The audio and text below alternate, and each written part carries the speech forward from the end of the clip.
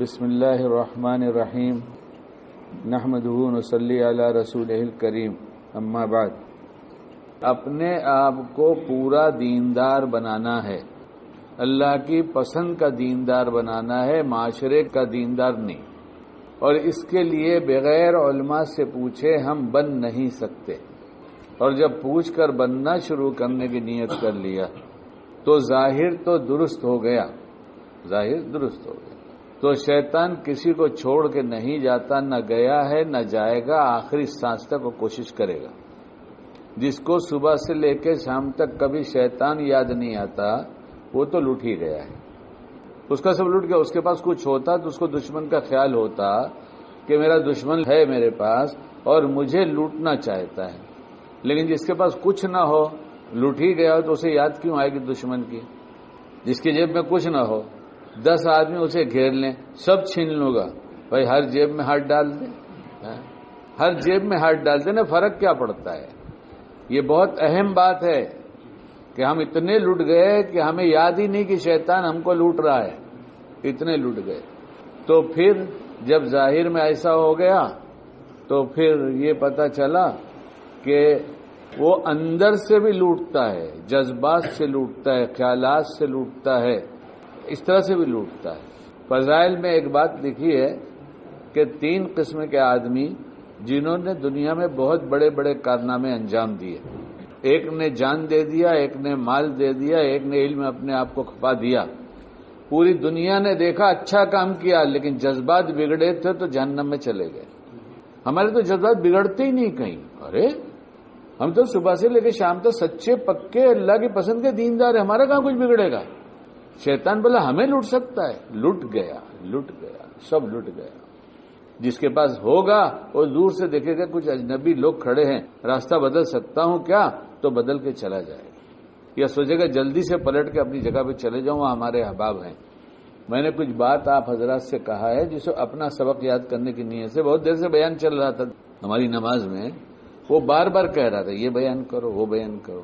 میرا دیکھ سیدھی سادی بات ہے، جو میری ضرورت ہے بیان کروں گا، میرے پاس سے ہٹ جا، میں وہی بیان کروں گا جو میری ضرورت ہے۔ سب کی ضرورت ہوگی، سب کو فائدہ ہوگا۔ تو شیطان کا خیال آتا ہے ہمیں، ہوگا تو آئے گا، کیا ہوگا؟ شیطان ہوگا نہیں، کچھ مایا ہوگی تو یاد آئے گا، اور جب مایا ہی نہیں ہوگی تو یاد کیوں آئے گا؟ بولے گا ہر جیب میں سے نکال لے بھائی۔ تو جب ایسا ہوگا تو وہ لوگ دیکھیں گے ایک دم خالی ہاتھ آ گیا تو بولیں گے کچھ لے کے کیوں نہیں چلتا؟ کہا ہے ہی نہیں، ہے ہی نہیں، لے کے کیوں نہیں چلتا؟ کچھ ہے ہی نہیں۔ اس لیے ایسا تو نہیں کہ ہے نہیں، سب لٹ گیا۔ تو پوچھا تو کہا جذبات سے بھی لوٹتا ہے، اس لیے اپنے جذبات کا بھی خیال رکھو، اپنے اندر آنے والے خیالات پر نگاہ رکھو، سب پہ نگاہ ہے۔ یہاں ایک صاحب رہتے ہیں پنویل میں، جس آدمی کے بارے میں پوچھنا چاہو ان سے پوچھ لو، سب کا 7/12 ان کے پاس رہتا ہے، خصوصاً بڑے آدمی کے، چھوٹے آدمی کے بارے میں نہیں زیادہ جانتے ہو، بڑے لوگ کو سب کو جانتے، اور بڑے لوگ کو اس لیے جانتے ہیں کہ بڑے لوگوں نے انہیں دھوکہ دیا ہے، اس لیے بڑے لوگ کو جانتے ہیں۔ چھوٹا دھوکہ دیتا ہے چھوٹا سا، بڑا دیتا ہے بہت بڑا۔ اعتماد مت کرو، قرض مت بانٹو، درمیان میں بول رہا ہوں، سب کمائی لوٹ جائے گی اور نیک لوگوں سے بدزن ہو جاؤ گے، کیونکہ نیکی کی شکل لباس میں آگے لوٹ کے جائے گا، تو ہر نیک کو رہزن سمجھو گے، یہ تو غلط بات ہو گئی۔ چور کسی کو مت سمجھو، اپنے مال کی حفاظت کرو۔ میرے تو پہلے سے پوچھتے ہیں، یہاں ایک صاحب آئے تھے بہت قریب آ گئے تھے، تو میں نے کہا دیکھو کتنی اوقات ہے، تو انہوں نے تھوڑی سی رقم مجھ سے مانگا، تو میں نے کہا اس کو جلدی سے دینا چاہیے، اس کو جلدی دینا چاہیے، کیونکہ اتنا جانے سے میرا تو کچھ نہیں ہونے کا ہے، تو بہت معمولی سی رقم ہے، اور ہم جان رہے تھے اس کو دے دیں گے تو بھاگ جائے گا، آئے گا نہیں، اور میں چاہ رہا تھا بھگانا، تو بھگانے کا ایک طریقہ یہ بھی ہے، تھوڑا سا انویسٹمنٹ کر دو، بہت بڑے نقصان سے تم بھی بچ جاؤ گے، تمہارے ارد گرد کے لوگ جتنے وہ بھی بچ جائیں گے۔ میری نسبت پر کسی نے کوئی رشتہ اور معاملہ کیا، میری کوئی ذمہ داری نہیں۔ کوئی لڑکی کی تلاش میں آ رہا ہے، کوئی لڑکے کی تلاش میں آ رہا ہے، کوئی مال کی تلاش میں آ رہا ہے، کوئی جاہ کی تلاش میں آ رہا ہے، اور کتنے لوگوں کو کتنا دھوکہ دیا گیا، اس لیے میری کوئی ذمہ داری نہیں ہے۔ پہلے بہت کہہ دیا کرتا تھا، ابھی بھول گیا ہوں، آج پھر کہہ رہا ہوں، ہماری نسبت تو کیسے بابا کے آدمی، کوئی بابا کا آدمی نہیں، بابا اپنا خود نہیں ہے تو ہمارے آدمی ہمارے کیا ہوں گے؟ پھر بابا اپنا خود نہیں ہے، رات دن دشمن لوٹتا ہے، مجھے اپنی فکر نہیں لگی، ہم تمہاری فکر کیا کریں گے؟ تو ابھی کرنا کیا ہے؟ سب تمہاری باتیں تو ٹھیک ہے، کرنا یہی ہے کہ ہر کام پوچھ کر کرو، چھوٹے سے چھوٹا کام بھی پوچھو۔ صحابہ کی یہ سنت ہے، نہیں صحابہ کی سنت نہیں تھی، چھوٹے سے چھوٹی بات پوچھتے تھے۔ اور یہودی طنز کرتے تھے کہ تمہارے نبی تم کو ایسی ایسی باتیں بتائیں، اتنی چھوٹی چھوٹی باتیں ہیں۔ ہمارے نبی تو پیشاب پاخانہ بھی بتاتے ہیں کہ کیسے کرنا ہے، بتایا ہے نا، ارے بتایا ہے نا۔ ہم نے پوچھا کبھی پیشاب کیسے کیا جاتا ہے، پاخانہ کیسے کیا جاتا ہے؟ کھانا تو بول بول کے میں تھک گیا بدلتے نہیں، تو پیشاب پاخانہ کیا پوچھیں گے بتاؤ؟ یہ ہیں حضرت مولانا ندیم الواجدی دامت برکاتہ۔ انہوں نے رمضان سے پہلے یہ ایک مضمون لکھ کر واٹس ایپ پر عام کیا، جس کا عنوان ہے رمضان میں صحت کا خیال کیسے رکھیں۔ اللہ تعالیٰ نے رمضان کو رحمت و مغفرت اور دوزخ سے نجات کا مہینہ بنایا ہے۔ کیا بنایا ہے؟ دہرائیے، رحمت، مغفرت اور دوزخ سے نجات کا مہینہ بنایا ہے۔ ہم نے کیا سمجھا؟ کھانے کا مہینہ آیا ہے، کپڑا سلانے کا مہینہ آیا ہے، جوتا نیا خریدنے کا مہینہ آیا ہے۔ رمضان میں یہ کام اہم ہے نا۔ اور بمبئی والے مسئلہ بہت اچھا جانتے ہیں کہ اگر رمضان سے پہلے شعبان میں کپڑا سلایا، جوتا خریدا اور وغیرہ وغیرہ تو ثواب کب ملتا ہے، اور اگر رمضان میں خریدتے ہیں تو ثواب بہت ملتا ہے، اور 15 رمضان کے بعد خریدنے جاتے ہیں تو ثواب اور بڑھ جاتا ہے، اور 27ویں رمضان کو خریدے تو حساب ہی نہیں کہ خریداری پہ کتنا ملتا ہے۔ بھنڈی بازار اعلان کر رہا ہے، میں کہہ رہا ہوں، محمد علی روڈ ناخدا محلہ یہ اعلان کر رہا ہے، میں کہہ رہا ہوں، اور سیٹ ہے تو آخری رمضان کو کپڑا خریدتا ہے، اس کو ٹیلر کو دینا ہی پڑے گا۔ اے بھائی مجھے کل پہننے کا، ہاں بھائی رکھے جاؤ۔ ہاؤس فل کا بڑا بورڈ لگا رکھا ہے اس نے دکان پر، غریب واپس جائے اور سیٹ کا سل کے دیا جائے گا۔ اگر یہ 3 چیزیں حاصل ہو گئیں، رحمت، مغفرت اور دوزخ سے نجات، اس کی عید اصل عید ہے۔ کپڑے سے عید اور خوشی نہیں ہوتی۔ عید کے دن بھی غمزدہ ہو کے جائے اللہ کو پسند نہیں کہ اس نے رحمت حاصل کرنا، مغفرت حاصل کرنا اور دوزخ سے بچنے والے اعمال کیے ہیں۔ تو آج اللہ کی رحمت کا جو اعلان ہو رہا ہے اور بارش ہو رہی ہے کہ میرے بندے کہاں جا رہے ہیں، کیا ہو رہا ہے، تفصیل کتابوں میں، اس وقت اس کو اللہ کی ان وعدوں کا خیال ہوتا ہے کہ اللہ ہی کی مہربانی سے اللہ نے مجھے توفیق دیا جس سے رحمت متوجہ ہوئی، مغفرت کی امید ہے، دوزخ سے انشاءاللہ نجات ہو جائے گی۔ وہ خوشی خوشی ایسا جاتا ہے کہ اس کی دل کی خوشی کو فرشتوں کو دکھائے تو فرشتے سمجھ جائیں گے، اور اللہ تو سب جانتا ہے، باقی ہمارے بس کی بات نہیں ہے کہ ہم اللہ والوں کی عید کے خوشی کا اندازہ لگا سکیں۔ جس کو خوشی منانا وہ اس طرح کی خوشی دل سے ہوتی ہے، سامان سے نہیں ہوتی۔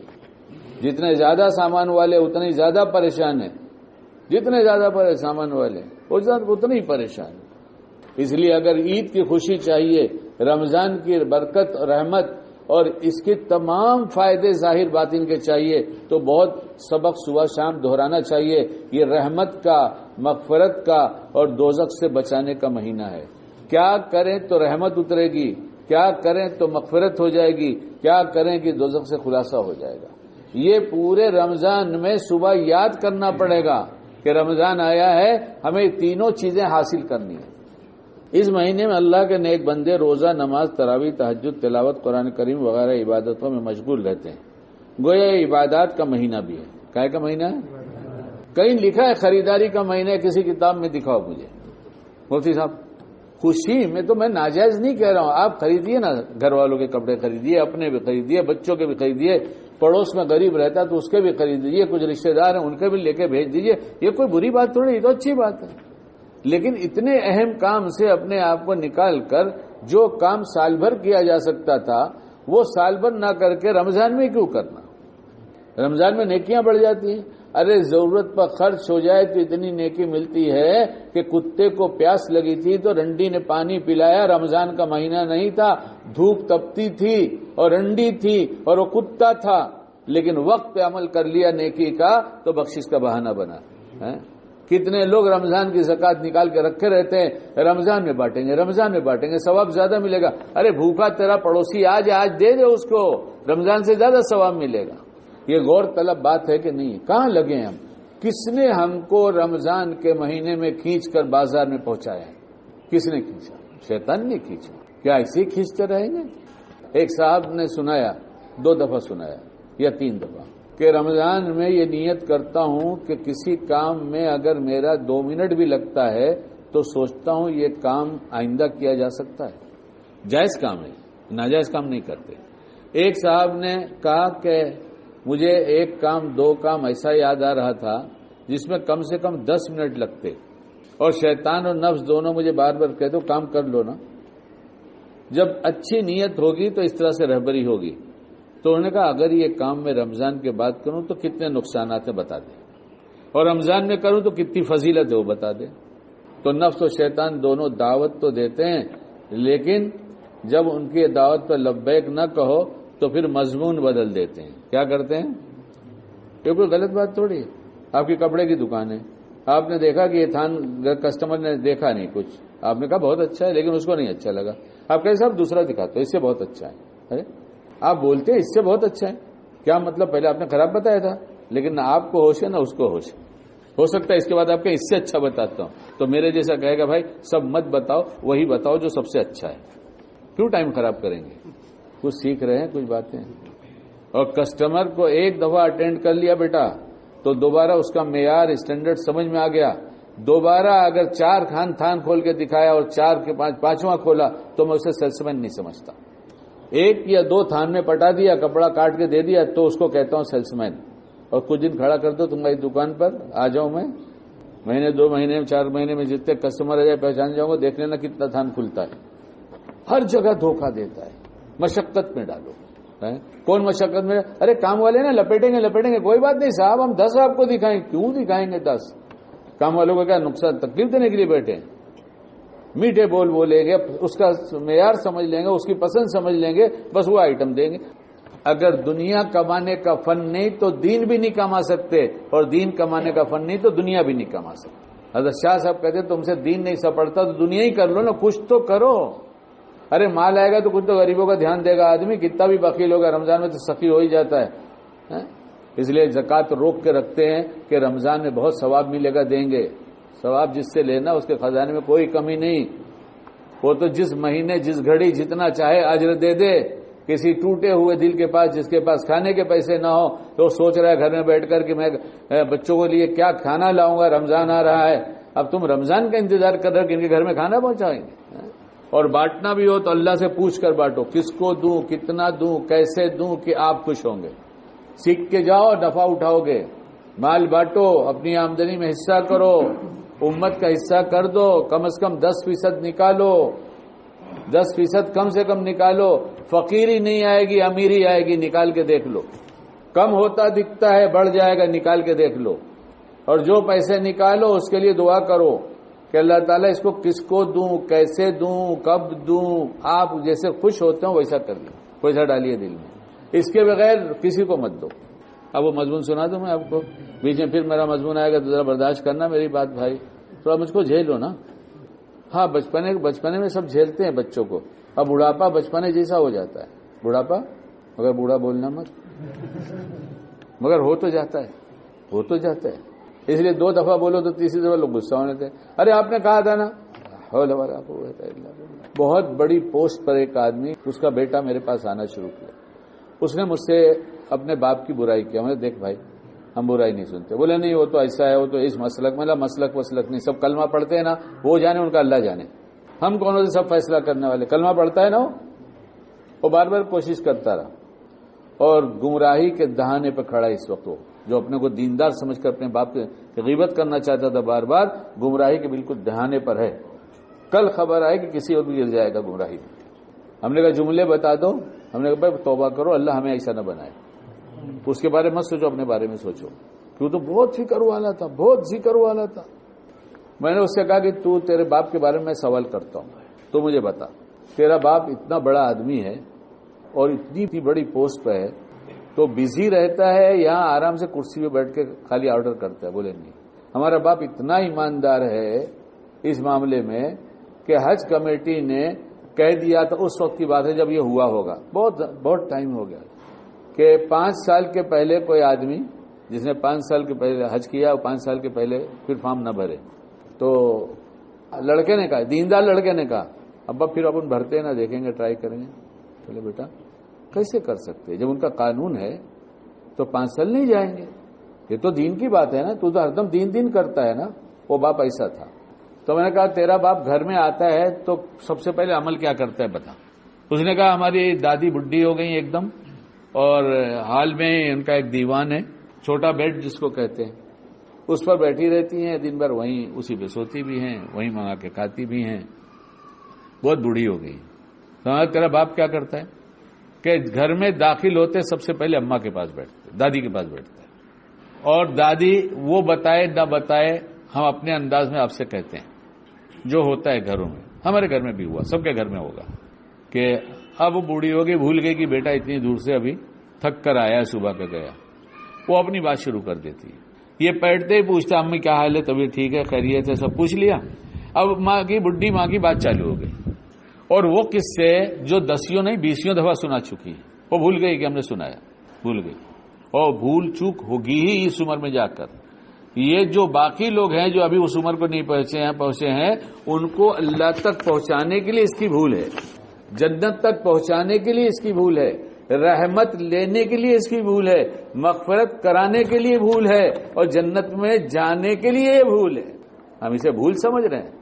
میں نے کہا تیرا باپ جیت گیا بیٹا, تو برائی دیکھے تو ہارے گا. آج ہار گیا, کل پرسوں مجھے خبر آئی تھی وہ ہار گیا. باطل کو حق کہنے لگا اور حق کو باطل کہنے لگا. آگے کچھ نہیں کہتا میں. یہ رمضان کا مہینہ ہے, اس میں اگر ہم نے نہیں سمجھا, اور شیطان جو نہیں سمجھ رہا ہے وہ اس کو تو شیطان نے ایک دم ہی لوٹ لیا ہے. اور جو ہماری باتیں سننے کے بعد, مسجد میں بیانات کے بعد, تعلیم کے حلقے کے بعد کہیں اس کو سمجھ میں آتا ہے سب اب تک دھوکہ ہوا, تو زندگی بدل دے اور سب کچھ بدل دے. میں اسے تبلیغ والا سمجھتا ہی نہیں جو پوچھے بغیر کام کرتا ہے, کیونکہ میں تبلیغ میں گیا ہوں تو مجھے پوچھنا آیا ہے. اب تبلیغ کا سبق ہی اس نے سکھایا, تم اللہ کی پسند کے دیندار نہیں ہو تو دیندار بنو. کیسے بنیں گے؟ پوچھو, علم تمہارا نمبر ہے, یہ کہیں اور کا نمبر لا کے ڈالا نہیں گیا ہے. علم تمہارا نمبر ہے, اس کا مطلب پوچھ کر کرو. کبھی رمضان میں بھی ہر عمل پوچھیں گے. اچھا جو پوچھیں گے جو ابھی آج کرنا ہے اس کا تو کچھ سنا دوں, ورنہ پھر بات بہت لمبی ہو جائے گی. اب شارٹ میں کرتے کرتے کیا کریں, السلام علیکم بھی لکھنا لوگوں نے چھوڑ دیا, اے لکھ دیتے ہیں اور کیا لکھتے ہیں SW, یعنی دعا کا بھی شارٹ کٹ ہو گیا. کمال ہو گیا. وقت بڑی تیزی سے گزرتا جا رہا ہے, بہت پچھتانا پڑے گا قیامت میں. لوگوں نے طے کر لیا ہے کہ ہم کو 2 منٹ کا تقاضا کوئی ہوگا تو سوچوں گا, 10 منٹ کا تقاضا ہوگا تو سوچوں گا کہ یہ غیر رمضان میں ہو سکتا ہے کیا. ہمیں بھی ایسا بننا ہے, تب رمضان کی قیمت وصول ہوگی ہماری. تو کیا فرمایا کہ یہ عبادت کا بھی مہینہ ہے. ہم میں سے بہت کم لوگ اس حقیقت سے باخبر ہیں کہ یہ مہینہ صحت اور تندرستی کا مہینہ بھی ہے. اور اس وقت کے یوٹیوب چینل پر آپ جا کے دیکھیے, بھوکے رہنے کا ڈائٹنگ چل رہی ہے. ارے ڈائٹنگ کرے گا تو فائٹنگ کیسا کرے گا؟ 3 روزے رکھ لے ہر مہینے کے, 13, 14, 15 نبوی نسخہ ہے, اس میں کوئی شبہ نہیں ہے. اس لیے ڈائٹنگ کے چکر میں مت پڑو. کیسا جسم دکھتا ہے, ایک دم سوکھا ہوا دکھنے لگتا ہے. اور میں دیکھتا ہوں کہ جو روزہ رکھتا ہے نہ سوکھتا ہے نہ موٹا ہوتا ہے, چہرے پہ نور ہی نور ہوتا ہے. یہ ڈائٹنگ بھی کیوں کرتے؟ تاکہ ہم اچھے لگیں. ارے میاں روزہ رکھو تاکہ اللہ کو اچھے لگے. رمضان میں وہ کام کرو جو صرف اللہ کو اچھا لگے. تو پھر کائے کا مہینہ ہے, صحت اور تندرستی کا مہینہ ہے. جسم بھی بنتا ہے, دل بھی بنتا ہے, ظاہر بھی بنتا ہے, باطن بھی بنتا ہے, روح بھی تندرست ہو جاتی ہے. 80 سال 75 سال کی عمر میں دیکھا ہے کہ مغرب کی نماز کے بعد, افطار کے بعد کھڑے رہ کر 1 پارا ہوا بھی ان میں ختم کیا, 3 بجے رات کو 2:30 بجے رات کو پھر اٹھ کر 1 پارا پھر اس میں بھی پڑھا, اور تراویح تو کھڑے رہ کے پڑھا. 70-80 کی عمر میں آج 40 والا کرسی پہ بیٹھ کے پڑھ رہا ہے نماز, کرسی بیٹھ کے پڑھ رہا ہے. جوان بچے آتے ہیں ٹیک لگا کر بیٹھتے, کوئی وہاں ٹیک لگاتے, کوئی وہاں ٹیک لگاتے. ان کو ابھی سے ٹیکے کی ضرورت ہے, کیا کسی کا سہارا بنیں گے؟ ابھی پلٹ آؤ, کھانے کا معمول بدلو. صحت کا مہینہ ہے, بشرطے کہ ہم کھانے پینے کے معاملات میں سرکار دو عالم صلی اللہ علیہ وسلم کی ہدایت اور اسوے پر عمل کریں, ان کے طریقے پر عمل کریں. یہ مہینہ کہے گا ہے ابھی رحمت, مغفرت اور دوزخ سے نجات. یہ 3 چیزیں ہمیں حاصل کرنا ہے.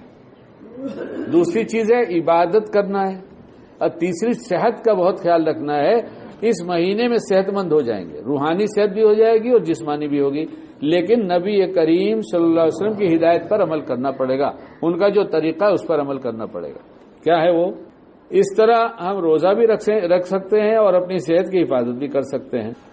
جس نے گاڑی چلاتے ہوئے موبائل ڈائل کیا اور ایسی بات کیا، ایکسیڈنٹ ہوا، یہاں بھی پکڑا جائے گا، قیامت بھی پکڑا جائے گا.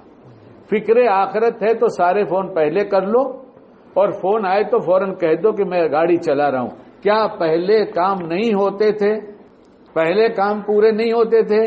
یہ سب ادھوری دینداری ہے، اور یہ بہت بڑا جرم بنے گا، بہت بڑا جرم بنے گا. مفتی صاحب بنے گا نہیں بنے گا؟ گاڑی چلاتے ہوئے موبائل ڈائل کیا، ایکسیڈنٹ ہوا، یہاں بھی مجرم وہاں بھی مجرم.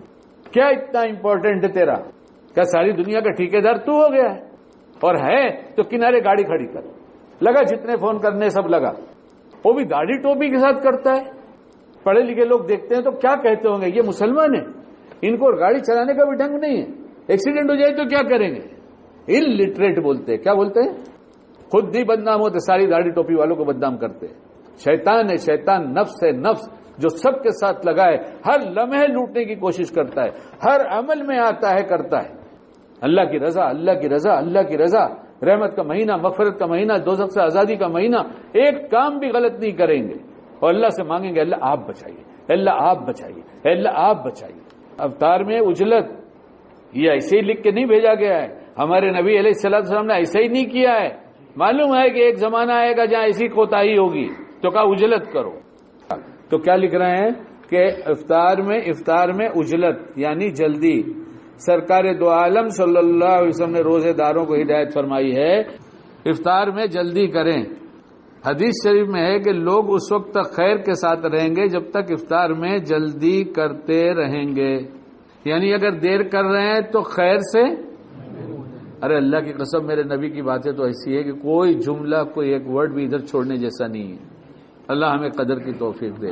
اپنی دعا میں مانگ ہی لینا کہ اللہ تعالیٰ آپ علیہ السلام کی جیسی عظمت، جیسی محبت، جیسی اتباع آپ کو پسند ہے ہم کو دے دیجیے. اب ایک جملہ میں بول دوں، افطار میں جلدی کریں. کیا یہ افطار میں؟ لیکن افطار جلدی جلدی نہ کریں. افطار ہم کیا کرتے ہیں؟ افطار کرتے ہیں یا گوڈاؤن میں ڈالتے ہیں. حمال جیسے سوچتا ہے جتنی ایک گونی پہ اتنا پیسہ ملنے والا ہے، اس لیے پٹکتا ہے اور بھاگتا ہے، پٹکتا ہے بھاگتا ہے، پٹکتا ہے بھاگتا ہے. تو کتنی گونی لے گیا؟ میں 7 لایا. ابے میں 10 لے کر آیا، جلدی کرنا. تو کتنے آئٹم کھا کر آیا؟ میں 7 کھایا. ارے میرے تو 10 افطاری تھی، میں کھا کر بھی آ گیا. کمال ہے. زوال کو کمال سمجھ رہے ہیں، بے دینی کو دین سمجھ رہے ہیں، بیوقوفی کو ہوشیاری سمجھ رہے ہیں. اسی شیطان نے لوٹا ہے جس کو اللہ نے قید کر کے کہا کہ سب سے توبہ کر کے اب تو بچ جاؤ. آگے سن لیجیے. روزہ کھولنے کا اور سحری کرنے کا وقت ہے. اطباء کی رائے، اطباء جانتے کس کو کہتے ہیں؟ ڈاکٹرز، حکیم لوگ، وید لوگ، ان کی رائے ہے. تو صحت کے بارے میں کس سے رائے لیں گے؟ مسجد وال جماعت کے ساتھی سے. کس سے؟ صحت کے بارے میں آپ کی کیا رائے ہے؟ کس سے پوچھیں گے؟ کون اعتبار کے لائق؟ ارے گھر بنانا ہے تو آرکیٹیکٹ ابرار کے پاس جاؤں گا نا بھائی، کیا چشمے والے ابرار کے پاس جاؤں گا؟ تو عقل مندی کی بات ہے نا، اس سے پوچھو. تو کیا کہہ رہے ہیں وہ کیا کہہ رہے ہیں سنو. بڑی پیاری بات، اللہ مولانا صاحب کو اچھا رکھے، بڑے موقع سے بھیجا ہے اور میں شاید تیسری یا چوتھی دفعہ پڑھ رہا ہوں اس کو. صحت کے اصولوں میں یہ بات لکھی ہوئی ہے کہ لمبا وقت کھائے پیے بغیر رہنے کے بعد انسانی جسم کو بھوک پیاس ختم کرنے والی غذاؤں کی شدید ضرورت ہے. اس ضرورت کی تاخیر کرنے سے جسم میں پانی کی مقدار کم ہو سکتی ہے اور شوگر بھی لازمی مقدار گھٹ سکتی ہے. کیا سسٹم اللہ نے بنایا کہ جب تک افطار کا وقت نہیں ہے تب تک اللہ نے نظام ایسا بنایا کہ ابھی ضرورت نہیں، اور جیسے وقت شروع ہوا کہ اب ضرورت، اب دیر مت کرو، اس میں تمہارے جسم کی حفاظت ہوگی. اس ضرورت کی تکمیل میں تاخیر کرنے سے جس میں پانی کی مقدار کم ہو سکتی ہے اور شوگر بھی لازمی مقدار سے گھٹ سکتی ہے. یہ دونوں چیزیں انسانی صحت کے لیے سخت مضر اور نقصان دہ ہیں. جب تک افطار کا وقت نہیں ہوتا قدرتی طور پر انسان کے اندر کھانے پینے کی رغبت پیدا نہیں ہوتی. وقت ہونے کے بعد رغبت پیدا ہو جاتی ہے. اس صورت میں تاخیر کرنا، دیر کرنا، اپنی خواہش کے باوجود کھانے پینے سے رکے رہنا جسمانی نظام خراب کر دیتا ہے، خراب اثر پڑتا ہے، جس کی شریعت اجازت نہیں دیتی۔ اگر اس کے خلاف کریں گے تو کیا کریں گے؟ یعنی جسم پر برا اثر پڑے، اس کی شریعت اجازت نہیں دیتی، تو کھانا جو کچھ منمانی کھائیں اور اس سے صحت خراب ہو تو یہ شریعت کے خلاف ہوا ہے۔ شکیل غلط کہہ رہا ہے، شریعت کے خلاف ہوا نا یہ۔ اپنے اپنے دسترخوان پر رات کو دیکھ لینا کہ سب لٹ گئے یا کچھ بچا ہے۔ آگے کا جملہ سن لو، میں اپنی طرف سے نہیں کہہ رہا ہوں، اس میں لکھا ہے کھجور اور پانی سے افطار۔ سرکار دو عالم صلی اللہ علیہ وسلم کا ارشاد مبارک ہے، جب تم میں سے کوئی روزہ افطار کرے تو اسے کھجور سے روزہ افطار کرنا چاہیے، کیونکہ اس میں برکت ہوتی ہے، اور اگر کھجور نہ ہو تو پانی سے افطار کر لے، کیونکہ پاک و طیب ہوتا ہے۔ اب اس کے بعد آپ صلی اللہ علیہ وسلم نے دونوں چیزوں کو افطار کے لیے اس لیے منتخب فرمایا ہے کہ اس میں بہت سے طبی فائدے ہیں، میڈیکل سائنس بھی اس کو کہتی ہے کہ اس میں فائدے ہیں۔ ہم کو اس سے فائدہ ہے، اس سے مطلب نہیں۔ میڈیکل کیا کہتے ہیں؟ میرے نبی علیہ السلام نے جو فرمایا اللہ کی قسم سچ ہے۔ روزے دار کو افطار کے وقت غذائیت سے بھرپور ایسی غذا کی ضرورت ہوتی ہے جو بھوک بھی کم کرے اور معین و مددگار ہو اور تیزی کے ساتھ ہضم ہونے والی بھی ہو، جس سے بھوک بھی میں مدد مل جائے اور وہ تیزی کے ساتھ ہضم بھی ہو جائے۔ اسی طرح پانی کی بھی شدید ضرورت ہوتی ہے۔ پانی جسم کے اندر پہنچ کر کھانے پینے کی نالیوں کو تر کر دیتا ہے اور تلا آئٹم جام کر دیتا ہے۔ یہاں لکھا نہیں ہے، اس کو مت پوچھیے گا ان سے۔ ہاں، پانی اور کھجور دو ہی چیزیں ایسی ہیں جو جسم کے اندر پہنچنے کے بعد تیزی کے ساتھ ہضم ہو جاتی ہیں اور روزے دار کو طاقت دیتی ہیں۔ اب آگے لکھتے ہیں 2 مرحلوں میں افطار کیجیے، 2 مرحلوں میں، 2 قسطوں میں۔ سرکار دو عالم صلی اللہ علیہ وسلم کی عادت مبارکہ یہ تھی کہ آپ افطار میں عجلت فرمایا کرتے تھے، ساتھ ہی مغرب کی نماز میں بھی جلدی فرماتے تھے۔ کہا نہیں بھائی 10 منٹ سے پہلے تو کوئی نہیں آ سکتا۔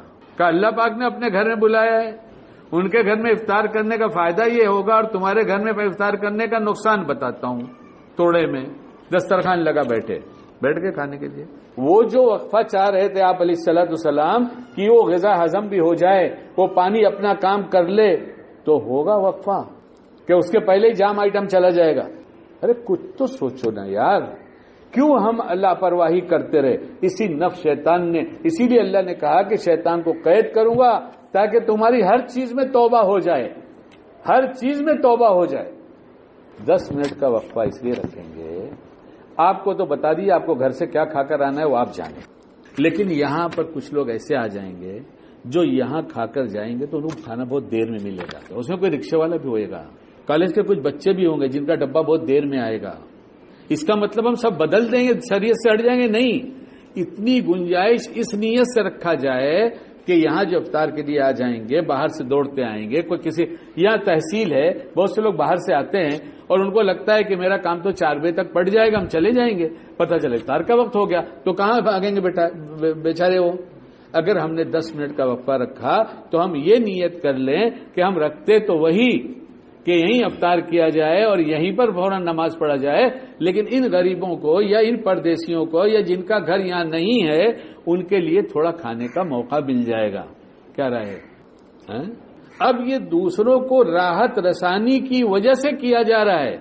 ہم نے دیکھا ہے ایسے امام کو کہ وہ دسترخوان پہ آ کے کھڑے رہ کے دیکھتے ہیں کھا رہے ہیں، بڑا مزدور طبقہ، ادھر مزدور بہت تھے، کھانے دو تھوڑا، کھانے دو، ان کو تھوڑا پیٹ بھر جانے دو، ان کو جا کے ابھی بھی مزدوری کرنا ہے۔ تو عمل جب نیت کے تابع ہوگا تو پتہ چلے گا کہ جو چھوڑا وہ بھی نافع اور جو کیا وہ بھی نفع کی چیز۔ اس لیے سب پوچھنا چاہیے، ہر سوچ، ہر عمل، ہر بات کو پوچھنا چاہیے، اور رمضان کے مہینے میں نفس شیطان کے شر سے بچنا بہت آسان ہے، اس لیے تھوڑی ہمت ہم سب کر لیں، تھوڑی ہمت ہم سب کر لیں کہ ہر عمل کو کوشش کریں گے کہ یہ نفع بخش کیسے بنے گا، نقصان سے کیسے بچے گے۔ جو گناہ عادت پڑی ہے اس کو چھوڑ کر ہم اس رمضان کا استقبال کریں گے تاکہ رحمت کی بارش ہو اور اللہ کی طرف سے گناہ چھوڑنے کی وجہ سے مغفرت ہو جائے، اور جب رحمت مل گئی، مغفرت ہو گئی تو پھر جنت بھی انشاءاللہ مل جائے گی۔